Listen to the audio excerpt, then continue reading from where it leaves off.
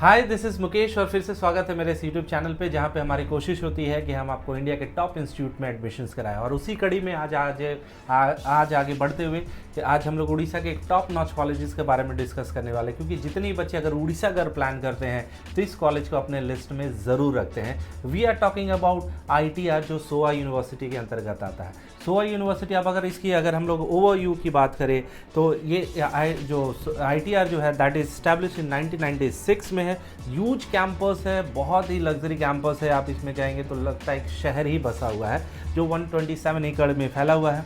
तो आप campus view देख सकते हैं, आपको बहुत मज़ा आएगा। सारी मॉडर्न टेक्नोलॉजी की सारी बिल्डिंग्स है, बहुत ग्रीनरी कैंपस है, तो वेरी लाइफ प्रॉपर सिटी में कॉलेज है। तो आपको ऐसा नहीं कि आपको आउटस्कर्ट कहीं जाना है, आपको बेसिक फैसिलिटीज मिल रही है। तो कैंपस के मामले में हैट्स ऑफ। दूसरी चीज़, अगर NRF रैंकिंग की बात करें तो कॉलेज को मेरी तरफ से संदर्भ कुल 26 रैंक स्टैंड करता है। तो that is a really very good.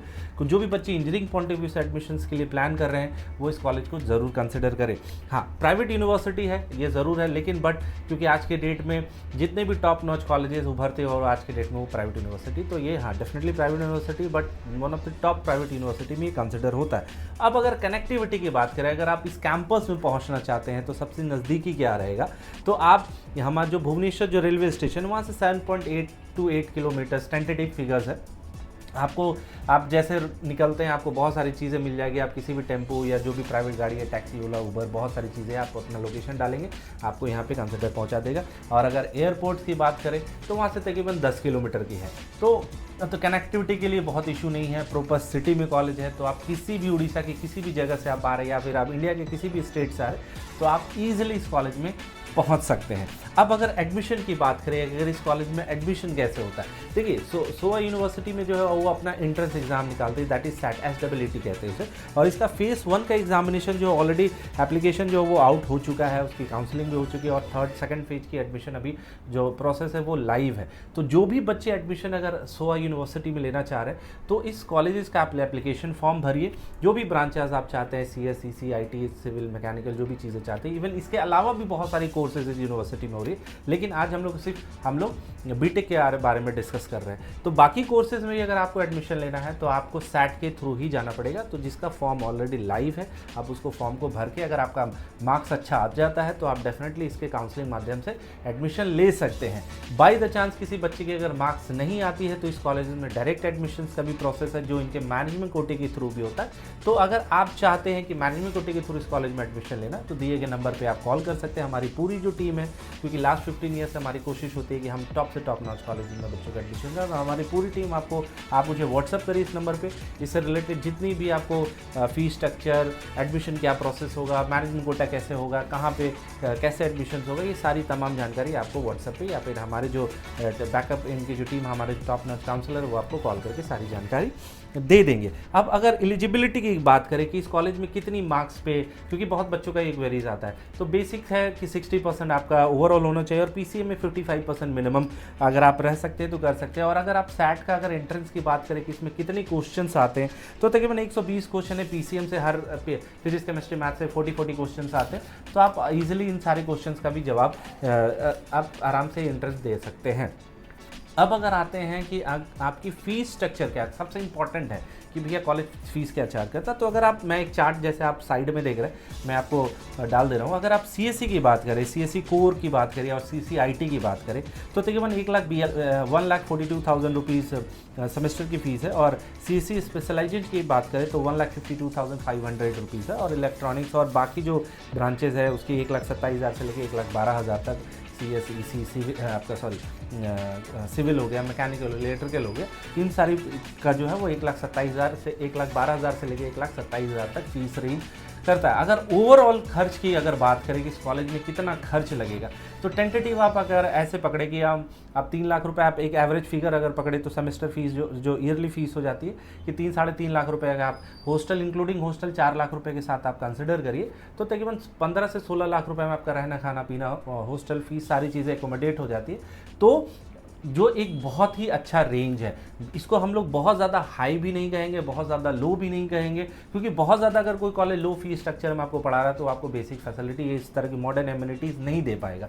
तो कॉलेज बहुत ज़्यादा आपसे ज़्यादा चार्ज भी नहीं कर रहा और बहुत मिनिमम भी चार्ज नहीं कर रहा, बीच का है। तो जिसको हम लोग हमारे लैंग्वेज में कहते हैं ना यार कि चीप एंड बेस्ट, सर भैया बीच का कुछ दिखाइए जो ज़्यादा महंगा भी नहीं हो सस्ता भी ना हो, तो उस चीज़ में इस कॉलेज को मेरे तरफ से थम्स अप।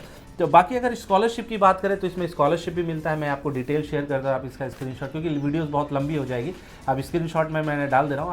आप अगर इसमें किसी भी एलिजिबिलिटी में आते हैं तो आप कॉलेज से कंसल्ट कर सकते हैं, आपको स्कॉलरशिप मिल जाएगा।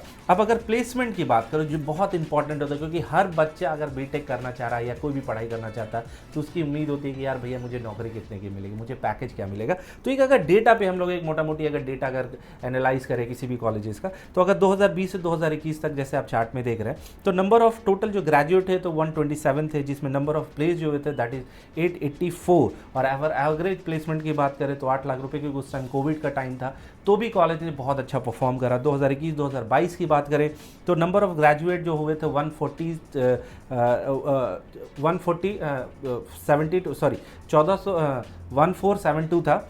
और नंबर ऑफ प्लेसमेंट की बात करें तो 1297 बच्चे प्लेस्ड हुए थे। और अगर एवरेज प्लेसमेंट की बात करें तो 4.5 लाख रुपीस था। अगर 2023 की अगर बात करें तो जो टोटल नंबर ऑफ ग्रेजुएट इस कॉलेज से निकले थे दैट इज़ 2007, और उसमें जो नंबर एवरेज प्लेस जो बच्चे हुए थे वो 1836 बच्चे प्लेस्ड हुए थे। और अगर एवरेज की बात करें तो 5.7। आप देख रहे हैं इस कॉलेज का हर साल 2020 के बाद, क्योंकि आपको भी पता इकोनॉमी बहुत क्रैश हुई थी, क्योंकि कोविड में बहुत सारे बिजनेस का भी लॉस हुआ, तो भी ये कॉलेज ने कंसिस्टेंटली अपना ग्रोथ किया है पिछले 2022, 20, 21, 22, 23 की बात करें। और अगर रिसेंटली अगर 2025 की बात करें जो अभी इस साल चल रहा है, अगर उसकी बात करें तो हाईएस्ट जो प्लेसमेंट गया, हाईएस्ट जो पैकेज गया that is 43 lakh rupees really. और ये सही है, माइक्रोसॉफ्ट ने ऑफर किया बच्चों की, और इनके साथ साथ 5 से 7 स्टूडेंट्स को उन्होंने 6 से 7 स्टूडेंट्स को भी उन्होंने ऑलमोस्ट 12 लाख प्लस से ज़्यादा प्लेसमेंट दिया, that is very good.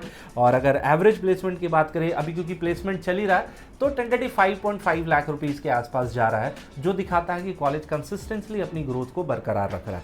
Almost अगर कंपनीज़ की बात करें तो जितनी भी बड़ी कंपनीज़ का आप नाम जानते हैं, जितनी भी सॉफ्टवेयर, एसेंचर, विप्रो, कॉन्डिडेंट, कैपिटल, जितनी भी सॉफ्टवेयर की कंपनी और भी बहुत सारी कंपनी है वो सारी विजिट करती है। More than 100 companies have visited this year also, और अब ये तो चल ही रहा है। तो प्लेसमेंट की बात करें तो ओवरऑल बहुत अच्छा कॉलेज का है।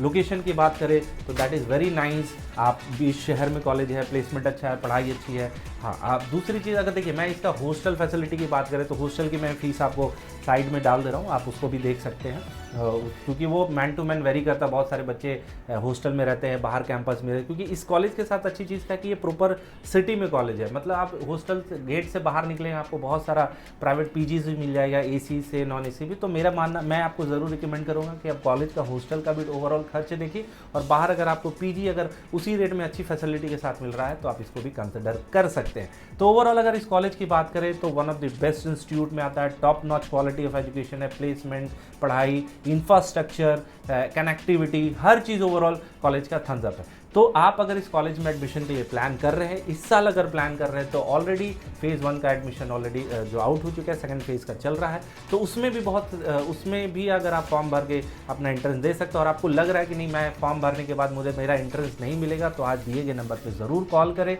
हमारी पूरी टीम आपको सपोर्ट असिस्टेंस करेगी कि कैसे आप इस एग्जामिनेशन में आप बेटर कर सकते हैं, कैसा क्वेश्चन आया आता है, इस तरीके से सारी छोटी छोटी जो टिप्स होती है हम आपको देंगे, और आप अपने यहाँ से अपने आप को अपना अच्छा मार्क्स लाके प्लेस कर सकते हो। और जिन बच्चों की अगर मार्क्स नहीं आ पाती है, अगर वो डायरेक्ट एडमिशन के लिए देख रहे हैं, तो you are in the right place, we are from the, क्योंकि आपको पता है कि हमारी कोशिश होती है कि हम जो कमिटमेंट करते हैं, अगर हमारे थ्रू आप इसके मैनेजमेंट कोटे पे डालते हैं तो 100 नहीं 200% हम आपका एडमिशन सिक्योर करके देंगे। तो इंतज़ार किस बात का, आप आज दिए गए नंबर पे कॉल करें। और अगर ये वीडियो आपको पसंद आया तो आप इस चैनल को ज़रूर लाइक करें, सब्सक्राइब करें, और अपने दोस्तों और फ्रेंड के साथ ज़रूर शेयर करें, क्योंकि मैं हमेशा कहता हूँ कि आपका एक छोटा सा शेयर किसी बच्चे को टॉप कॉलेजेस में एडमिशन के लिए हेल्प कर सकता है। तो तब तक के लिए stay connected, this is Mukesh.